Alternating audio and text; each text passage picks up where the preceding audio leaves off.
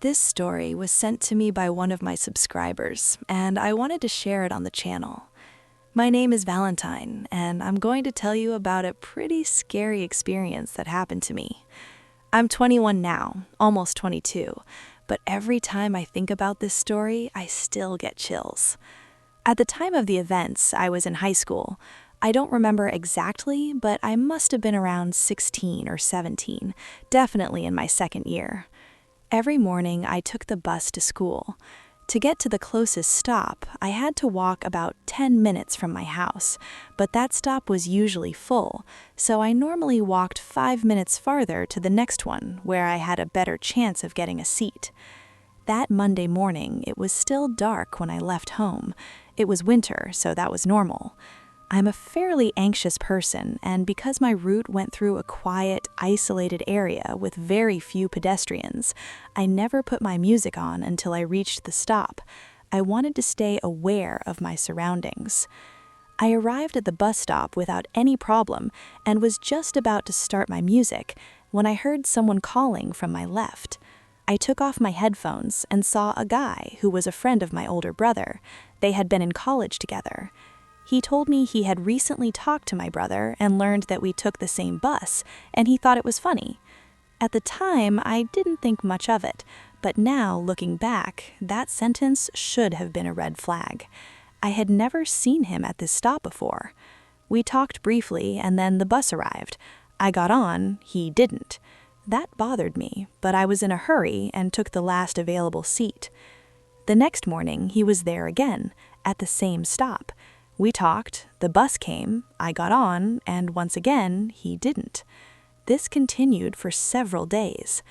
Then, on Friday, I saw him again, not at the usual stop, but at the one closest to my house, the one I normally ignored. I pretended not to notice him and continued walking to the farther stop, but he called out to me and walked with me anyway. On the way, he suddenly began asking me strange questions. Do you always take this route alone? What time do you leave home in the evening? What time do you come back? Which bus do you take? Are your parents at home when you arrive? I quickly realized these weren't normal questions. I tried to avoid answering, but he didn't seem to care. Then he said, "It's weird that you go to this bus stop when the other one is closer to your house. You live here, right?" And then he listed my exact address. My stomach dropped. He had never seen my house before. He wasn't close to my brother, not close enough to ever come over. There was no reason for him to know where I lived. I stayed silent, but he continued, "You walk pretty fast. You always leave your house at 7:30. You get here so quickly." I froze. I hadn't answered his earlier question about what time I left home. He had gotten that information some other way. I stood there in stunned silence until the bus finally arrived. I got on and felt a small wave of relief until I heard him call after me, "See you tonight." He waved and smiled. I started to panic. My stomach hurt. I couldn't think straight. I took out my phone and texted my older brother, begging him to tell his friend to stop bothering me because he was creeping me out. My brother immediately called me. "I haven't spoken to that guy since middle school. What did he say to you?" In that moment, it all clicked. He had lied from the very beginning. On the verge of tears, I told my brother everything, the questions, the personal information, the strange behavior. My brother told me not to worry, that he would take care of it. That evening, I got off the bus, expecting to see the man waiting again, but he wasn't there. I rushed home, constantly checking behind me to make sure he wasn't following me. As soon as I reached my house, I ran inside and locked the door. My brother arrived an hour later, which felt like forever. He hugged me and said, "You don't have to worry about that guy anymore. I've taken care of him. He won't bother you again." I never found out what my brother did, but I never saw the man again, and that's all that matters. There are still so many unanswered questions. How did he know my address? How did he know what time I left the house every morning? The only explanation is that he must have followed me. but I try not to think about that too much. Since that day, I walk even faster when I'm alone, and whenever possible, I get dropped off directly to my bus stop by car. Thank you to the subscriber who sent this terrifying story. If you have a story to share, send it in and it might be featured next. This story was sent to me by one of my subscribers, and I wanted to share it on the channel. My name is Sarah, and I'm 28 years old.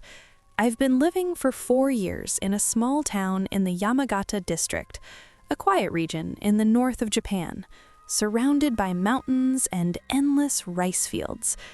The area is also known for its rustic and delicious food. This story took place a few months after my breakup with my boyfriend, who still lived in France. He was my first love, and our relationship had lasted almost 9 years. We separated because the distance was driving us both crazy. I couldn't see myself returning to France. I loved my job, and the people in my town needed me. I felt fulfilled. He, on the other hand, had found a job in France that he was passionate about. He didn't speak Japanese and had no friends here. Neither of us could ask the other to give up everything for the relationship. We still loved each other when we separated, and the breakup was incredibly painful. I mourned the loss of our relationship for a long time. I stopped going to the gym, even though I used to go 6 times a week. I ate nothing but junk food, and I started drinking 1 glass of wine a day, then 2, then 3. I let myself completely fall apart. My friends encouraged me to meet new people to distract myself and regain the desire to take care of my body and my mind. It wasn't a bad idea. It might break my unhealthy routine, but living in the Japanese countryside made things difficult. The Yamagata district is one of the oldest in Japan.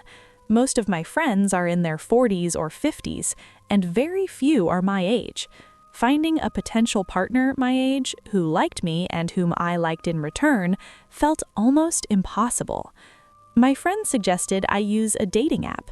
Unsurprisingly, there were very few profiles nearby. We extended the search to surrounding districts, and after an evening of swiping, I received a super like from Shohei, a very charming man with a beautiful smile. He was 2 years younger than me, but we started talking immediately. He had a great humor, seemed intelligent, and replied quickly. He had just graduated from Sendai University and had been working at a real estate agency for less than a year.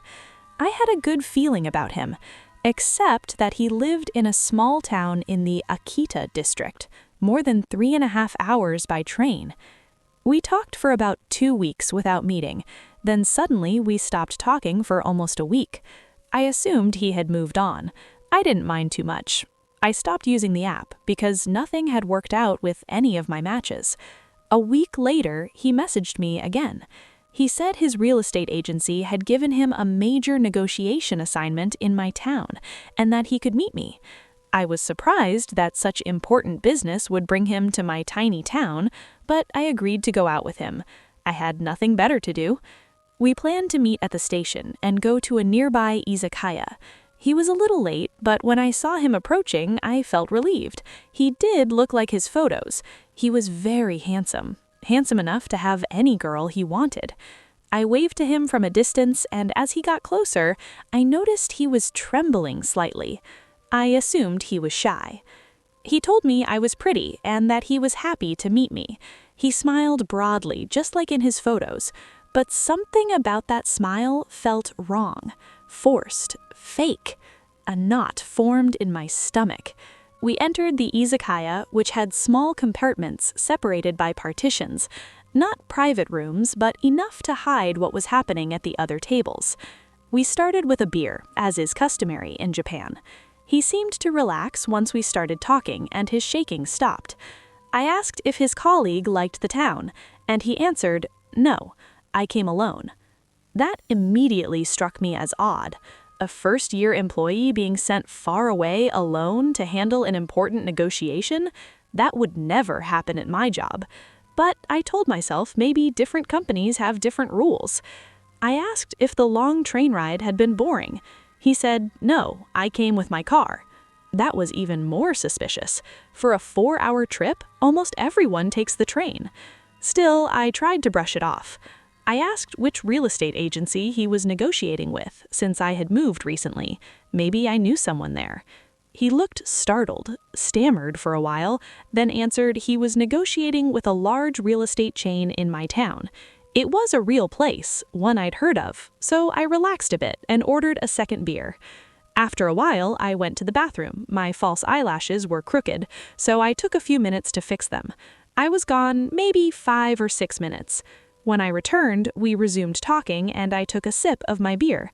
The taste was the same, but his expression wasn't.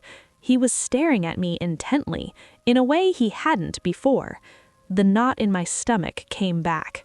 I set my drink down immediately and pretended it tasted horrible. That was a lie. I told him it made me feel sick. He complained that I was wasting half the glass. I apologized and said I had forced myself to drink it earlier only because I wanted to follow Japanese customs. He kept trying to pressure me to drink more. It was obvious he wanted me to finish that beer. Why? I told him that if he didn't want it to go to waste, he could drink the rest, but he refused, saying he was already too drunk and had to drive early in the morning back to Akita. Drunk after 1.5 beers, when he planned to drink more before I went to the bathroom. I was sure now. He had done something to my drink. I spent the rest of the dinner pretending everything was fine, while searching for a safe way to end the meeting. The untouched beer stayed on the table. He talked non-stop for an hour and a half. At one point, he went to the bathroom, taking his bag with him. I couldn't check his bag, but I could check my drink.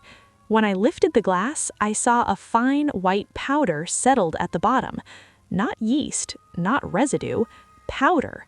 I didn't need to Google it. I knew. He came back and I slammed the glass down on the table. He looked sad and said he would sleep in his car. I asked him why he didn't stay at the hotel across the street. Didn't his company reimburse travel stays? He said no, because his agency had planned for him to return the same day, but that he would take a hotel if I agreed to spend the night with him. I laughed it off, said goodnight, and rushed into the first taxi I saw. When I got home, I threw up from pure disgust. The next morning, I told my colleague everything. She had a friend who worked at the agency Shohei claimed to be negotiating with. She called him immediately. He told her that there was no negotiations scheduled that day, and no one named Shohei showed up. He added that first-year employees were never sent alone to negotiate. Shohei had lied about everything. He hadn't come to negotiate at all. He had come specifically to meet me, and he definitely didn't have good intentions. I later confirmed with the izakaya that the Sapporo beer they serve is filtered. It never leaves a white powdery deposit at the bottom of the glass. I blamed myself for letting my guard down. I assumed a handsome boy who didn't seem to have trouble meeting girls couldn't possibly be dangerous. After that night, I blocked him, deleted the app, and swore I would never meet anyone from a dating app again. Thank you to the subscriber who sent this terrifying story. If you have a story to share, send it in and it might be featured next.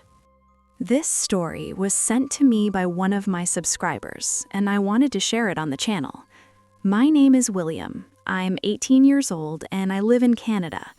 I'm telling this story about 10 days after it happened. I work in a big city and I live about an hour away from it. That means 2 hours of driving every day through the complete darkness of country roads. About halfway between my workplace and my house, I ended up stuck behind a white Hyundai that was moving unusually slowly. The speed limit on those roads is 90 kilometers per hour, but almost everyone drives 100 or even 110 in the dark. This person, however, was driving 70. I told myself it wasn't a big deal. I could just wait for a straight section of road and overtake them. But shortly after I had that thought, the driver suddenly began brake-checking me for no reason. They kept lightly pressing the brakes, just enough to activate the lights, but not actually slow down. I had a bad feeling about this guy. As I watched more closely, I noticed the car didn't have any license plates. Meanwhile, he kept brake-checking me. I started to wonder if he was trying to signal something about my vehicle. Then I realized I still had my high beams on. I turned them off, and when I looked back up, the car was suddenly less than a meter from my front bumper. He had slammed on his brakes violently. I crashed straight into him. He was nearly at a complete stop, and I hit him at around 60 kilometers per hour. The airbags went off instantly. By the time I understood what had happened, I saw the driver getting out of his car. He was of average height and fairly stocky. One of my headlights still worked, so I could clearly see his face. He was smiling with an almost demonic expression. In his hand, he held a hammer, and he began walking toward me. Pure panic shot through me. I immediately locked all my doors manually. He stood in front of my car for several long moments, just staring. Then he lifted his hammer and smashed my only remaining headlight. That's when I realized exactly what he had done. He had made my vehicle completely invisible to any car coming up from behind at high speed. He wanted to cause a second, even worse accident. I got out of my car. I was miles from any village or help. I called emergency services right away. The police, ambulance, and tow truck arrived shortly after. I explained everything. My injuries ended up being a broken nose and a totaled car. It was old, but I loved it more than anything, a 2001 Ford Mustang convertible for those curious. Surprisingly, the man never tried to attack me directly, and I hadn't heard about him since that night, at least not until today. The car he was driving had been stolen. I found out that he was already wanted for 2 other similar attacks, using the exact same method. He is still wanted today. To help me feel safer, my employer lent me a company vehicle, a Chevrolet Silverado. It's a pretty big truck, so if something like this ever happens again, I'm running that trap car right over. Even after everything, driving to work is still incredibly stressful, and being on those dark roads remains one of the hardest parts of my day. Thank you to the subscriber who sent this terrifying story. If you have a story to share, send it in and it might be featured next.